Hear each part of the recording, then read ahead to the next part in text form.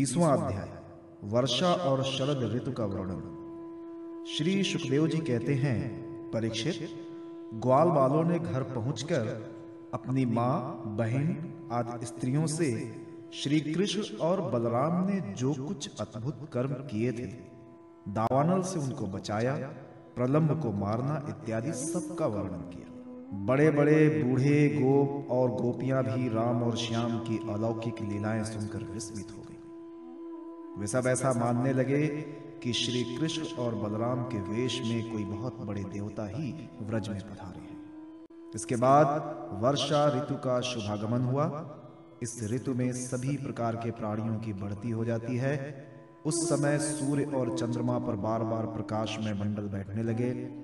बादल, वायु, चमक, कड़क आदि से आकाश शुद्ध सा दिखने लगा। आकाश में नीले और घने बादल घिराते, बिजली कौंधने लगती, बार बार गड़गड़ाहट सुनाई पड़ती, सूर्य, चंद्रमा और तारे ढके रहते। इससे आकाश की ऐसी शोभा होती जैसे ब्रह्म स्वरूप होने पर भी गुणों से ढक जाने पर जीव की होती है। सूर्य ने राजा की तरह पृथ्वी रूप प्रजा से 8 महीने तक जल का ग्रहण किया था। अब समय आने पर वे अपनी किरण करों से फिर उसे बांटने लगे। जैसे दयालु पुरुष जब देखते हैं कि प्रजा बहुत पीड़ित हो रही है, तब वे दया परवश होकर अपने जीवन प्राण तक निछावर कर देते हैं। वैसे ही बिजली की चमक से शोभायमान घनघोर बादल तेज हवा की प्रेरणा से प्राणियों के कल्याण के लिए अपने जीवन स्वरूप जल को बरसाने लगे। जेठ आषाढ़ की गर्मी से पृथ्वी सूख गई थी, जबकि वर्षा के जल से सिंचकर वो फिर हरी भरी हो गई। जैसे सकाम भाव से तपस्या करते समय पहले तो शरीर दुर्बल हो जाता है, फिर जब उसका फल मिलता है तब हष्ट-पुष्ट हो जाता है। वर्षा के सायंकाल में बादलों से घना अंधेरा छा जाने पर ग्रह और तारों का प्रकाश तो नहीं दिखलाई पड़ता, परंतु जुगनू चमकने लगते हैं। जैसे कलयुग में पाप की प्रबलता हो जाने से पाखंड मतों का प्रचार हो जाता है और वैदिक संप्रदाय लुप्त हो जाते हैं। जो मेढक पहले चुपचाप सो रहे थे, अब वे बादलों की गरज सुनकर टर टर करने लगे। जैसे नित्य नियम से निवृत्त होने पर गुरु के आदेशानुसार ब्रह्मचारी लोग वेद पाठ करने लगते हैं। छोटी छोटी नदियां जो जेठ आषाढ़ में बिल्कुल सूखने को आ गई थीं, वे अब उमड़ घुमड़ कर अपने घेरे से बाहर बहने लगी। जैसे अजितेंद्रिय पुरुष के शरीर और धन संपत्तियों का कुमार्ग में उपयोग होने लगता है। पृथ्वी पर कहीं कहीं हरी हरी घास की हरियाली थी, तो कहीं कहीं बीर बहुटियों की लालिमा और कहीं कहीं बरसाती छतों सफेद कुकुरमुत्तों के कारण वो सफेद मालूम देती थी। इस प्रकार उसकी ऐसी शोभा हो रही थी मानो किसी राजा की रंग बिरंगी सेना हो। सब खेत अनाजों से भरे पूरे लहलहा रहे थे। उन्हें देखकर किसान तो मारे आनंद के फूले न समाते थे। परंतु सब कुछ प्रारब्ध के अधीन है। ये बात न जानने वाले धनियों के चित्त में बड़ी जलन हो रही थी कि अब हम इन्हें अपने पंजे में कैसे रख सकेंगे। नए बरसाती जल के सेवन से सभी जलचर और थलचल प्राणियों की सुंदरता बढ़ गई थी। जैसे भगवान की सेवा करने से बाहर और भीतर के दोनों ही रूप सुघड़ हो जाते हैं। वर्षा ऋतु में हवा के झोंकों से समुद्र एक तो यूं ही उत्ताल तरंगों से युक्त हो रहा था, अब नदियों के संयोग से वो और भी क्षुब्ध हो उठा। ठीक वैसे ही जैसे वासना युक्त योगी का चित्त विषयों का संपर्क होने पर कामनाओं के उभार से भर जाता है। मूसलधार वर्षा की चोट खाते रहने पर भी पर्वतों को कोई व्यथा नहीं होती थी। जैसे दुखों की भरमार होने पर भी उस पुरुष को किसी प्रकार की व्यथा नहीं होती जिन्होंने अपना चित्त भगवान को ही समर्पित कर रखा है। जो मार्ग कभी साफ नहीं किए जाते थे, वे घास से ढक गए और उनको पहचानना कठिन हो गया। जैसे जब द्विजाति वेदों का अभ्यास नहीं करते, तब कालक्रम से वे उन्हें भूल जाते हैं। यद्यपि बादल बड़े लोकोपकारी हैं, फिर भी बिजलियां उनमें स्थिर नहीं रहती। ठीक वैसे ही जैसे चपल अनुराग वाली कामनी स्त्रियां गुणी पुरुषों के पास भी स्थिर भाव से नहीं रहती। आकाश मेघों के गर्जन तर्जन से भर रहा था। उसमें निर्गुण बिना डोरी के इंद्रधनुष की वैसी ही शोभा हुई जैसी सत्व रज आदि गुणों के क्षोभ से होने वाले विश्व के बखेड़े में निर्गुण ब्रह्म की। यद्यपि चंद्रमा की उज्जवल चांदनी से बादलों का पता चलता था, फिर भी उन बादलों ने ही चंद्रमा को ढककर शोभाहीन भी बना दिया था। ठीक वैसे ही जैसे पुरुष के अभाव से आभासित होने वाला अहंकार ही उसे ढककर प्रकाशित नहीं होने देता। बादलों के शुभागमन से मोरों का रोम रोम खिल रहा था। वे अपनी कुहक और नृत्य के द्वारा आनंदोत्सव मना रहे थे। ठीक वैसे ही जैसे गृहस्थी के जंजाल में फंसे हुए लोग जो अधिकतर तीनों तापों से जलते और घबराते रहते हैं, भगवान के भक्तों के शुभागमन से आनंदमग्न हो जाते हैं।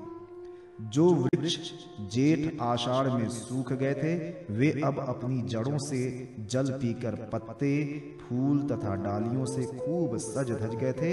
जैसे सकाम भाव से तपस्या करने वाले पहले तो दुर्बल हो जाते हैं, परंतु कामना पूरी होने पर मोटे तगड़े हो जाते हैं। परीक्षित, तालाबों के तट कांटे, कीचड़ और जल के बहाव के कारण प्रायः अशांत ही रहते थे, परंतु सारस एक क्षण के लिए भी उन्हें नहीं छूते थे। जैसे अशुद्ध हृदय वाले विषयी पुरुष काम धंधों की झंझट से कभी छुटकारा नहीं पाते, फिर भी घरों में ही पड़े रहते हैं। वर्षा ऋतु में इंद्र की प्रेरणा से मूसलधार वर्षा होती थी। इससे नदियों के बांध और खेतों की मेड़ें टूट फूट जाती थी। जैसे कलयुग में पाखंडियों के तरह तरह के मिथ्या मतवादों से वैदिक मार्ग की मर्यादा ढीली पड़ जाती है, वायु की प्रेरणा से घने बादल प्राणियों के लिए अमृतमय जल की वर्षा करने लगते हैं। जैसे ब्राह्मणों की प्रेरणा से धनी लोग समय समय पर दान के द्वारा प्रजा की अभिलाषाएं पूर्ण करते हैं, वर्षा ऋतु में वृंदावन इसी प्रकार शोभामान और पके हुए खजूर तथा जामुनों से भर रहा था। उसी वन में विहार करने के लिए श्याम और बलराम ने ग्वाल बाल और गौओं के साथ प्रवेश किया। गौएं अपने थनों के भारी भार के कारण बहुत ही धीरे धीरे चल रही थी। जब भगवान श्री कृष्ण उनका नाम लेकर पुकारते, तब वे प्रेम परवश होकर जल्दी जल्दी दौड़ने लगती। उस समय उनके थनों से दूध की धारा गिरती जाती थी। भगवान ने देखा कि वनवासी भील और भीलनियां आनंद मग्न हैं। वृक्षों की पंक्तियां मधुधार उड़ेल रही हैं, पर्वतों से झरझर करते हुए झरने झर रहे हैं। उनकी आवाज बड़ी सुरीली जान पड़ती है और साथ ही वर्षा होने पर छिपने के लिए बहुत सी गुफाएं भी हैं। जब वर्षा होने लगती, तब श्री कृष्ण कभी किसी वृक्ष की गोद में या खोड़र में जा छिपते, कभी कभी किसी गुफा में ही जा बैठते और कभी कभी कंद मूल फल खाकर ग्वाल बालों के साथ खेलते रहते। कभी जल के साथ ही किसी चट्टान पर बैठ जाते और बलराम जी तथा ग्वाल बालों के साथ मिलकर घर से लाया हुआ दही भात, दाल शाक आदि के साथ खाते। वर्षा ऋतु में बैल, बछड़े और थनों के भारी भार से थकी हुई गौएं थोड़ी देर में भरपेट घास चर लेती और हरी हरी घास पर बैठकर ही आंख मूंद कर जुगाली करने लगती। वर्षा ऋतु की सुंदरता अपार थी। वो सभी प्राणियों को सुख पहुंचा रही थी। इसमें संदेह नहीं कि वो ऋतु गाय, बैल, बछड़े सब के सब भगवान की लीला के ही विलास थे। फिर भी उन्हें देखकर भगवान बहुत प्रसन्न होते और बार बार उनकी प्रशंसा करते। इस प्रकार श्याम और बलराम बड़े आनंद से व्रज में निवास कर रहे थे। इसी समय वर्षा बीतने पर शरद ऋतु आ गई। अब आकाश में बादल नहीं रहे, जल निर्मल हो गया, वायु बड़ी धीमी गति से चलने लगी। शरद ऋतु में कमलों की उत्पत्ति से जलाशयों के जल ने अपनी सहज स्वच्छता प्राप्त कर ली। ठीक वैसे ही जैसे योग भ्रष्ट पुरुषों का चित्त फिर से योग का सेवन करने से निर्मल हो जाता है। शरद ऋतु ने आकाश के बादल, वर्षा काल के बढ़े हुए जीव, पृथ्वी की कीचड़ और जल के मटमैलेपन को नष्ट कर दिया। जैसे भगवान की भक्ति ब्रह्मचारी, गृहस्थ, वानप्रस्थ और सन्यासियों के सब प्रकार के कष्टों और अशुभों का झटपट नाश कर देती है। बादल अपने सर्वस्व जल का दान करके उज्जवल कांति से सुशोभित होने लगे। ठीक वैसे ही जैसे लोक परलोक, स्त्री पुरुष और धन संपत्ति संबंधी चिंता और कामनाओं का परित्याग कर देने पर संसार के बंधन से छूटे हुए परम शांत सन्यासी शोभायमान होते हैं। अब पर्वतों से कहीं कहीं झरने झरते थे और कहीं कहीं वे अपने कल्याणकारी जल को नहीं भी बहाते थे। जैसे ज्ञानी पुरुष समय पर अपने अमृतमय ज्ञान का दान किसी अधिकारी को कर देते हैं और किसी किसी को नहीं भी करते। छोटे छोटे गड्ढों में भरे हुए जल के जलचर ये नहीं जानते थे कि इस गड्ढे का जल दिन पर दिन सूखता जा रहा है। जैसे कुटुंब के भरण पोषण में भूले हुए मूढ़ ये नहीं जानते कि हमारी आयु क्षण क्षण क्षीण हो रही है। थोड़े जल में रहने वाले प्राणियों को शरतकालीन सूर्य की प्रखर किरणों की बड़ी पीड़ा होने लगती। जैसे इंद्रियों के वश में रहने वाले कृपण एवं दरिद्र कुटुंबी को तरह तरह के ताप सताते ही रहते हैं। पृथ्वी धीरे धीरे अपनी कीचड़ छोड़ने लगी और घास पात धीरे धीरे अपनी कचाई छोड़ने लगे। ठीक वैसे ही जैसे विवेक संपन्न साधक धीरे धीरे शरीर आदि अनात्म पदार्थों में से ये मैं हूं और ये मेरा है, ये अहंता और ममता छोड़ देते हैं। शरद ऋतु में समुद्र का जल स्थिर, गंभीर और शांत हो गया। जैसे मन के निःसंकल्प हो जाने पर आत्मा राम पुरुष कर्म कांड का झमेला छोड़कर शांत हो जाता। किसान खेतों की मेड़ मजबूत करके जल का बहना रोकने लगे। जैसे योगी जन अपनी इंद्रियों को विषय की ओर जाने से रोककर प्रत्याहार करके उनके द्वारा क्षीण होते हुए ज्ञान की रक्षा करते हैं।